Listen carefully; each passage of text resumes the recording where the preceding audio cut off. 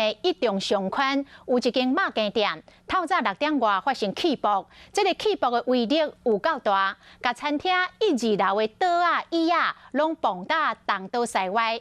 若餐厅的头家甲伊的女朋友，当时就困伫咧3楼，是互爆炸声惊一个破胆，赶紧逃命撞出去。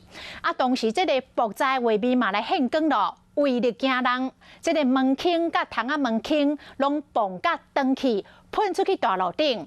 停伫路边的2台汽车甲5台机车嘛拢着碎。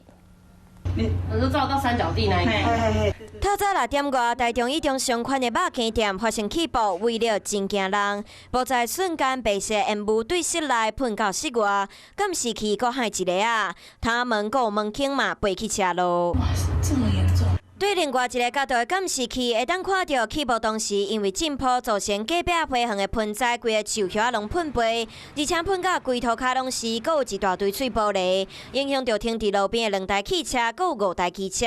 肉羹店规排玻璃拢碎去，桌啊椅啊嘛拢东倒西歪。我们还没有上灯。 餐厅的头家讲，伊做这栋3层楼的透天厝开肉羹店大约半年，伊2楼拢是餐厅，伊和女朋友住伫3楼。起爆当时，2个人咧困，伊带女朋友走出来时，女朋友阁无细意，互碎玻璃刮着伤。附近的住户嘛拢错一条。气爆它的震的幅度啊，玻璃这附近啊碎了，大概差不多影响所及有50公尺，连对面的一只狗都受伤了哈。里长讲，爆炸时是透早6点外，平常时拢有里民经过出门运动，好佳在当时无人经过，无互起爆伤害到。只是还未开门的肉羹店是安怎会起爆，头家家己嘛无清楚，敢若会当等消防队调查。